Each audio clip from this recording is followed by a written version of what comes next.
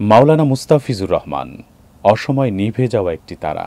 টগবগে তারুণ্যের দীপ্ত আলোয় যখন চারপাশ আলোকিত করছিলেন, তখনই মহান রবের ইশারায় মগবাজারের নির্মম ট্র্যাজেডিতে তিনি হারিয়ে যান আমাদের থেকে। কিন্তু আজও তিনি বেঁচে আছেন আমাদের হৃদয়ের অলিন্দে।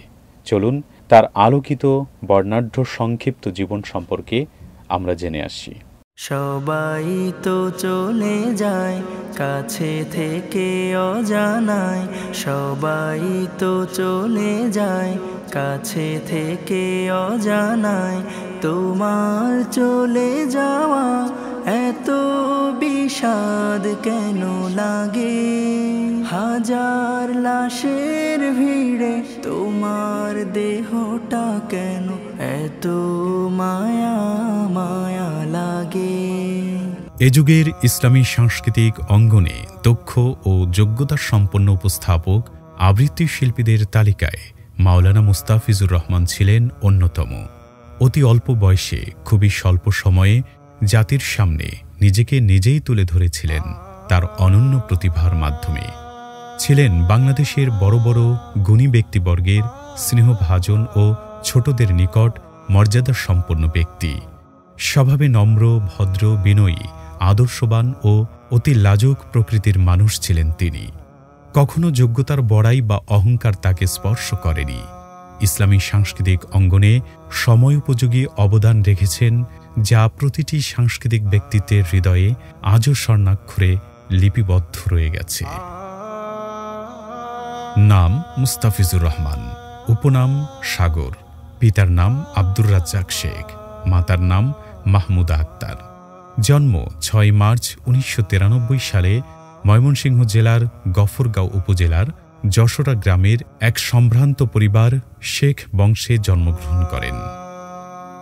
পরিবারে ৩ ভাইয়ের মধ্যে তিনি বাবা মায়ের বড় সন্তান।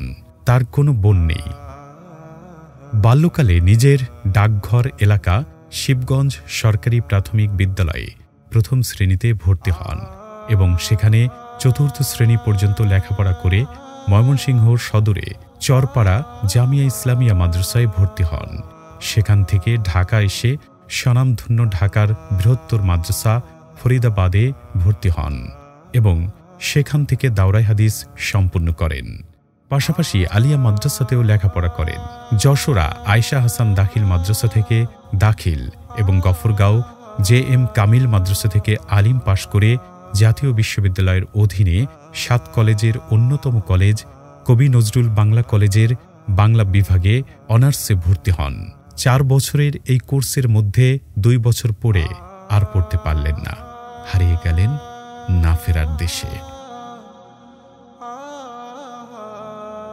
দেশের ঐতিহ্যবাহী সাংস্কৃতিক সংগঠন দাবানল শিল্পী গোষ্ঠীর ব্যানারে থেকে শুধু দাবানলের জন্যই নয়, গোটা দেশের সাংস্কৃতিক অঙ্গনে ইসলামের ছোঁয়া লাগাতে তার লক্ষ্য নির্ধারণ করেছিলেন। রেডিও, টিভি প্রোগ্রামগুলোতে ইসলামিক আলোচনা ভিত্তিক অনুষ্ঠানে দক্ষতার সাথে উপস্থাপনার দায়িত্ব পালন করেন। স্টুডিও ভোকাল, এখানে ইসলামী সঙ্গীত, অডিও, ভিডিও এবং যাবতীয় বিজ্ঞাপনের কাজ করা হয়। তার মধ্যে উল্লেখযোগ্য RTVর রমজান কেন্দ্রিক প্রোগ্রাম তারাবিকে জানুন এবং রেডিও ধ্বনির সাপ্তাহিক প্রোগ্রাম আহকামুল জুমার নিয়মিত RJ হিসেবে সুনামের সাথে দায়িত্ব পালন করেন। দাবানল শিল্পীগোষ্ঠীর প্রধান উপস্থাপক হিসেবে দায়িত্ব পালন করেছেন দীর্ঘ সময়কাল ধরে। ১৯৮৪ সালে প্রতিষ্ঠিত এই সংগঠন তার আগ পর্যন্ত এমন একজন উপস্থাপক আর পায়নি। তার মৃত্যু পর্যন্ত তিনি দাবানলের প্রধান উপস্থাপক ছিলেন। এখনও তার স্থানটি তার মতো করে কেউ দখল করতে পারেনি। তার পরিচালনায় দাবানলের আবৃত্তি উপস্থাপনা কোর্সটি ছিল খুবই আকর্ষণীয়, জমজমাট ও প্রশংসার যোগ্য। বিভিন্ন স্বনামধন্য শিক্ষা প্রতিষ্ঠানের শিক্ষার্থী থেকে শুরু করে শিক্ষক, কর্মকর্তা, আইনজীবী, উপজেলা চেয়ারম্যান, খ্যাতিমান বক্তা, কোম্পানির MD সহ এরূপ বহুজন তার কোর্সের ছাত্র ছিলেন। অতুলনীয় দরাজ কণ্ঠের আবৃত্তিকার তার মেধার বলে অল্প বয়সেই অনেক দূর এগিয়ে গিয়েছেন অতি নীরবে। লক্ষ্য ছিল অপসংস্কৃতির জনস্রোত হবে বাধাগ্রস্ত এবং চলমান হবে সুস্থ সংস্কৃতি। এই উদ্যমী এগিয়ে যাওয়ার এক লক্ষ্য বুকে নিয়ে ভয়ানক দুর্ঘটনার কবলে ইন্তেকাল করেন।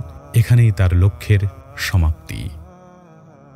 2021 সালের 28 জুন রাজধানীর মগবাজারে নির্মম গ্যাস বিস্ফোরণে আহত হয়ে চিকিৎসাধীন অবস্থায় শাহাদাত বরণ করেন মাওলানা মুস্তাফিজুর রহমান।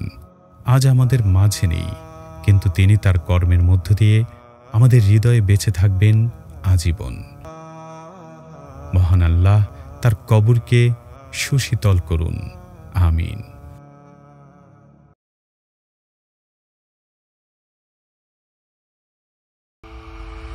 ইসলাম অ্যান্ড ভোকাল, সত্যের আলো ছড়াই প্রাণে প্রাণে।